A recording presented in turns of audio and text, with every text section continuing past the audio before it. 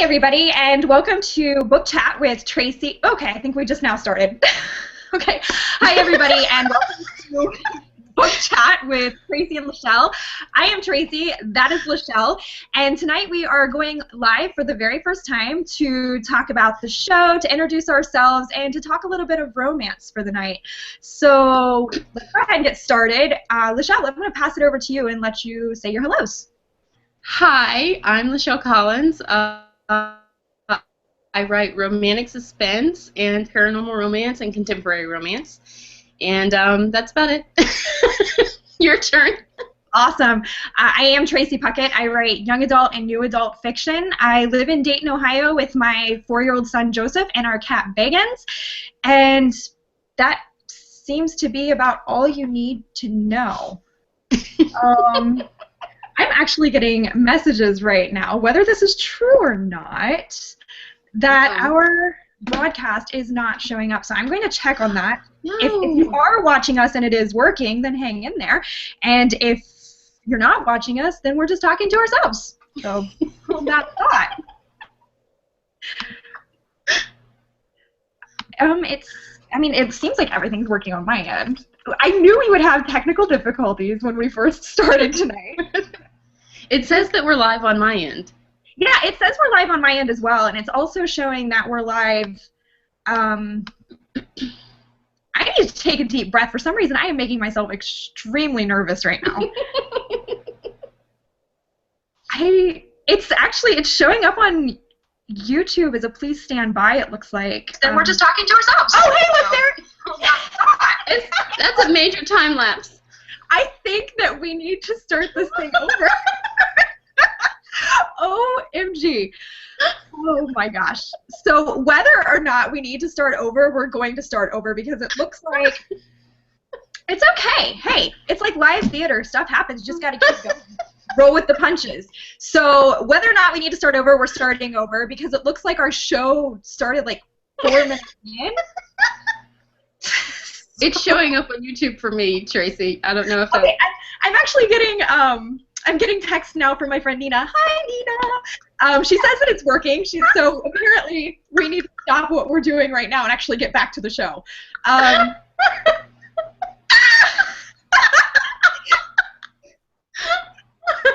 Dear viewers, I promise that in the future we will have our crap together and we will make sure that this never happens again.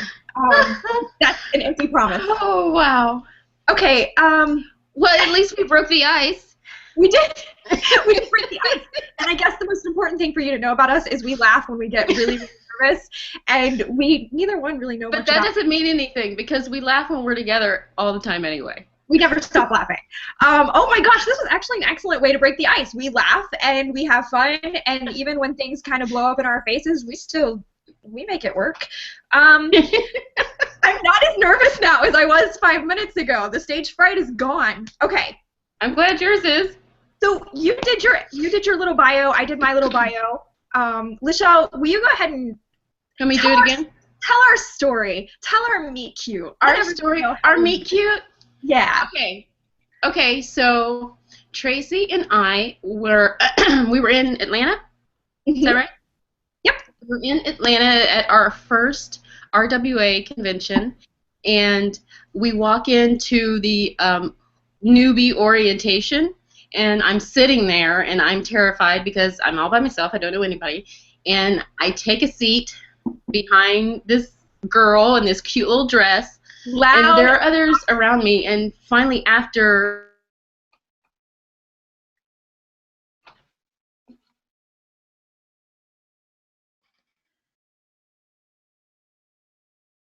and the girl in front of me turns around and says, "What town in Ohio?" And I said, "Oh, it's a little town called Xenia. You probably never heard of it." "Really? I'm from Dayton." Which, for those of you who are not familiar with Ohio geography, we are basically in each other's backyards. She's not even really a 20-minute shot down the highway from where I'm at. So we traveled all of that distance to meet each other, and we haven't been able to get rid of each other since. It was fate. Which I think is pretty cool. My phone my phone keeps blowing up with people saying, "Hey guys, it's working!" So that's good news. Okay, so I think that it's time. On my cheat sheets, I have "It's time to break the ice," but I think we've already done that. I think we've done that. We prepared little interview questions to ask each other so that you guys could get to know us a little bit better, and so that we could get to know each other a little bit better, because even though we are great friends, we're always learning new things about each other. So, Lashell, I prepared 4 questions to ask you. I'm going to go ahead and ask you the first, and you take it away, okay? Okay. If you could live in any other country besides the United States of America, where would it be and why? Okay. I have given this a lot of thought. Really? I've given this a lot of thought, and I am nothing if not practical. So all of these practical considerations, you know, are running through my head. And we're not talking about just visiting. We're talking about living. Yeah. So I wouldn't want to be stranded in a place where I didn't speak the language. So that narrowed it down a whole lot. And I think I'm going to say Canada. Okay. I didn't see that coming from you. I would think you would. I was expecting something very exotic, and you surprise me all the time. Like every day, I'm spitting on myself. Like every day, you surprise me, and I love that. Well, hey, Canada, you know, they speak my language, and the people are nice. It's really pretty, the parts I've been to. You've got Justin Bieber. So. Oh, God, I forgot about Justin Bieber. Okay. Let me rethink this. All right.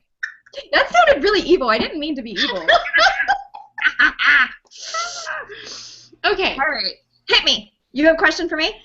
I do have a question for you. Okay. Okay. In no particular order, give me your 5 favorite movies. 5. 5. Only 5. I have to stick with the romance genre only because I don't watch a lot of movies, and the movies that I do watch are all sappy and happily ever after, and you know, because that's just me. So okay. Number 1, and this is me putting this one in order because this is always going to be my number 1 spot, When Harry Met Sally. I love it, and it gets me every time. Every time. And it's a classic. I love it. It isn't amazing. And then we have The Holiday. I like that one. Yes, You've Got Mail. And then I have to reserve the last 2 spots for my 2 favorite Disney movies because Disney has so much of my heart. So Beauty and the Beast and my favorite. Yes, and The Little Mermaid. With that said, if I could be any Disney princess, I would be Belle, but I want Prince Eric from The Little Mermaid. So learning new things about Tracie every day. All right. Next question for you. What are 3 things that are on your bucket list? Okay, this is a hard one because most people, when you say bucket list, they think, you know, extreme sports and, you know, jumping off of cliffs and you don't on planes. That is so not me. No. That is so not me. So my bucket list would have things on it like, you know, I would love to see Japan someday. I would love to learn how to play the bass guitar. Nice. I would love to meet Todd Kearns. Speaking of bass guitars. Who is that? He's a bassist. Well, he's a very talented musician who plays a lot of things, but currently he's playing bass for Slash. So. Oh, yeah. Should have known. Should have known. You and Slash. Should have known. Sorry. All right. Hit me. Okay, my turn. Speaking of music, who's your favorite band and why?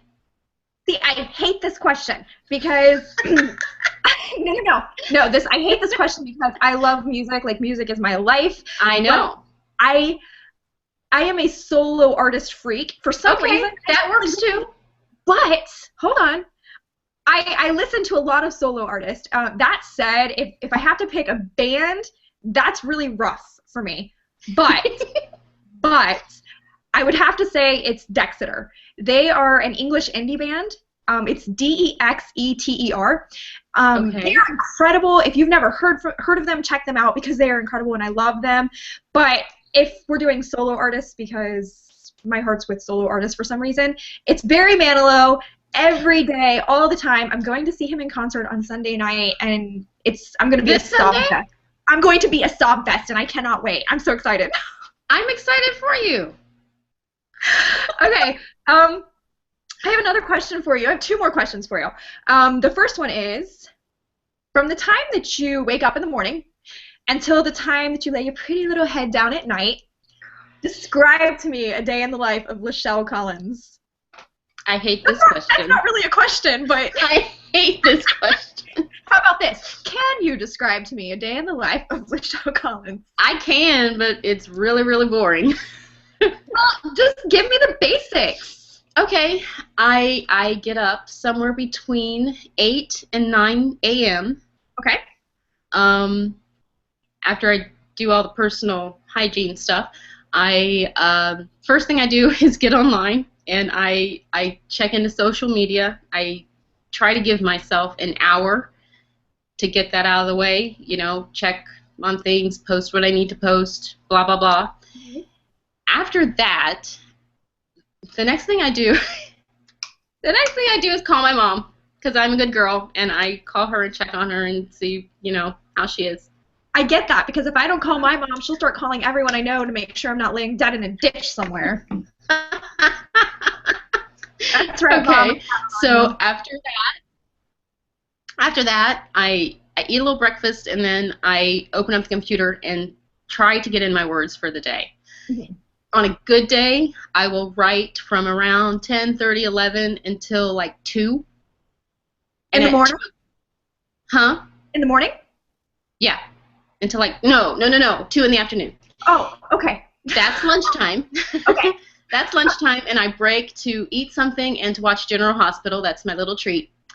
And then after that goes off, I go back to writing, and I will typically write until like 5, 6 o'clock, depending on when the hubs gets home. And then it's time to, you know, do dinner and spend time with him and watch a little TV. After that, he will typically, he either goes to bed really early, like around 9, 10 o'clock, or he'll sit there and watch something that I'm not into. And so I get back on the computer. I will either keep writing or I'll work on like teasers or other promos or book covers or something to do with the writing. I typically go to bed somewhere around 1 to 3 o'clock in the morning. I'm a night owl. That's my day. That's intense. That is intense because that's boring. That's incredibly boring. No, I mean, your life couldn't be any more boring than mine is. But I'm just saying, stay up till that hour of the morning is insane to me because by the time it hits like 10 or 11, I'm like falling asleep where I'm sitting. So, all right, you have another question for me, or? Yeah. Next question. Oh, what is the one TV show that you can't miss during the week? Okay, easy peasy. Backstrom. It's in its first season, and it just started. I think it's only like 5 or 6 episodes in, but I'm already hooked. It is amazing. I loved Rainn Wilson when he was on The Office, and he's so funny, and he's such a great actor. I am talking with my hands, like, big time. I'm restraining myself. He's such a great actor, and I loved it. I loved him in The Office, so I was super happy when I found out that he had his own show, and then I found out it was a crime show, and I was even happier. And I watch it every Thursday night, and if I can't catch it on Thursday, I'm up early to watch it on Friday morning because it's amazing. That said, I've never seen it. You need to watch it. But that said, I'm adding another one onto the list. Okay. I'm not sure how happy I am to admit that I spent the last 3 days binge watching The Flash, 14 episodes in 3 days. But no, listen to me. Kind of obsessed with it, and as soon as it comes back, I'm going to be watching that every week until the show ends because, oh my god. So. Okay. How'd you like that face? Okay. Hey, last question. Are you ready? And then we I can think move so. on. Then we can move on to the romancy stuff. Oh no, I've got one more for you.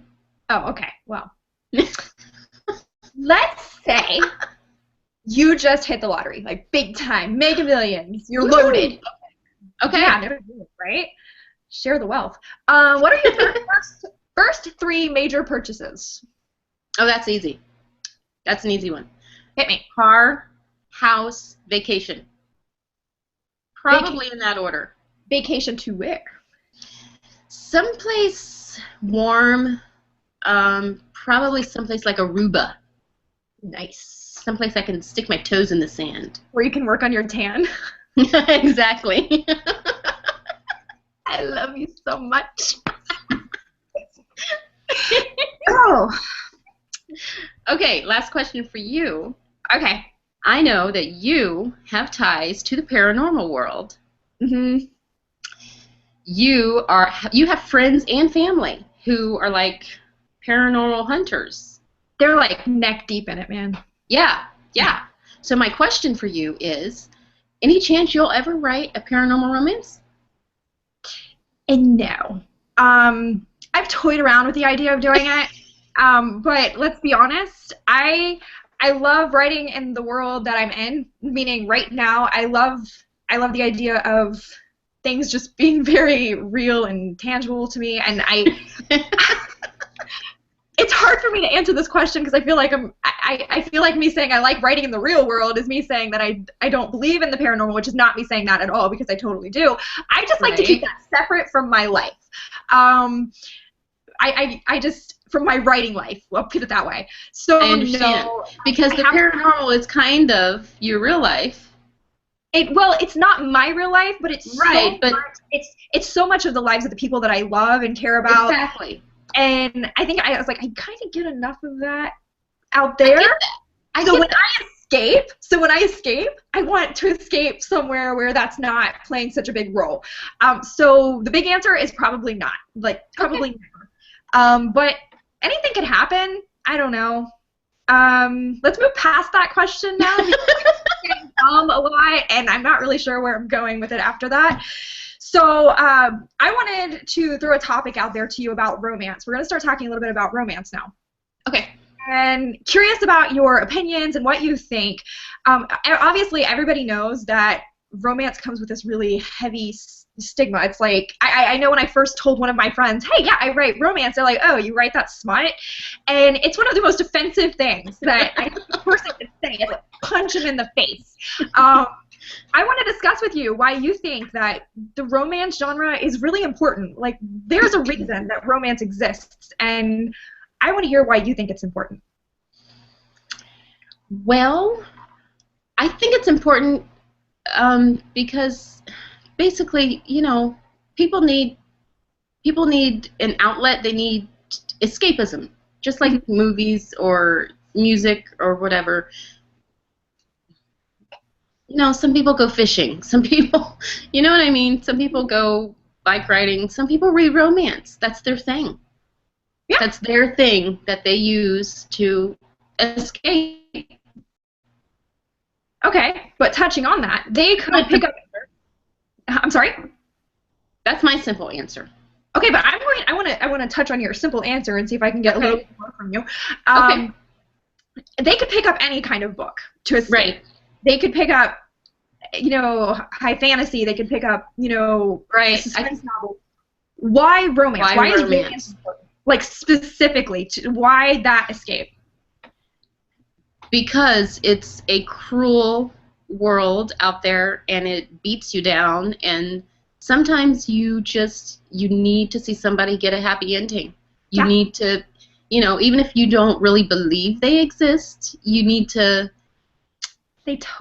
pretend that they do for a little while. Yeah. Yeah. Okay. And so, yeah, like that's totally the way I feel about it. I think that any person in real life, you know, stepping outside of fiction, you're lucky to fall in love once. You know, love is something that's very rare, and when you find it, it's amazing. But romance as a genre is incredible because you get to fall in love 1,000 times. And I think that personally, I think love is the most amazing thing in the world. It's what makes the world go around. And the fact that we can pick up a romance novel and fall in love once, twice, 3 times, 1,000,000 times. I have fallen in love 1,000,000 times in my life, and I have a lot of Nora Roberts to thank for that.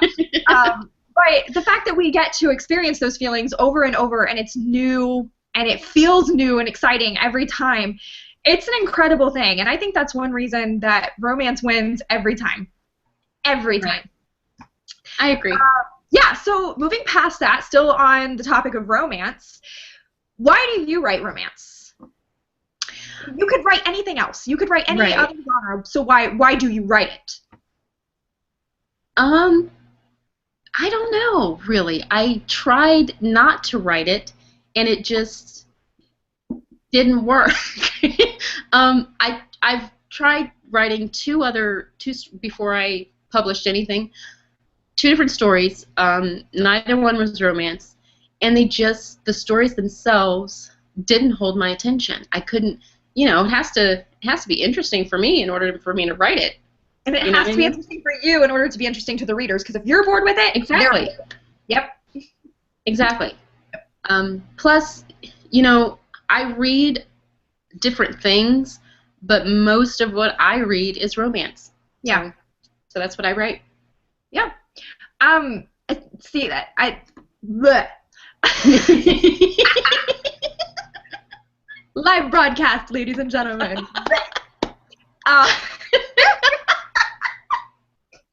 I guess I should have warned everyone. I'm a huge dork, and okay. All right. So, yeah, I read a lot, more than I should. I don't. Nonsense. I don't know if there's even such thing, but most of what I do read is romance.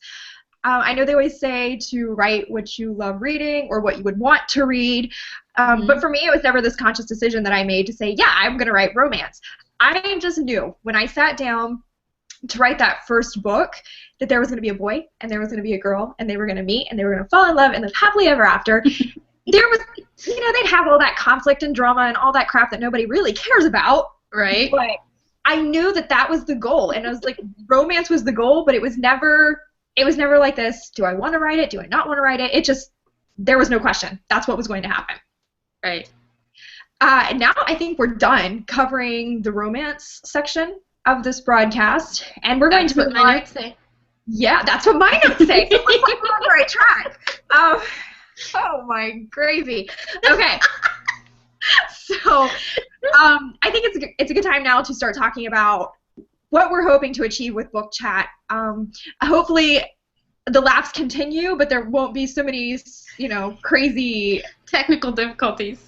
I don't know if it's technical difficulties as much as it is Tracie and Lashell difficulties. And I keep saying a lot. Like, that is my filler word.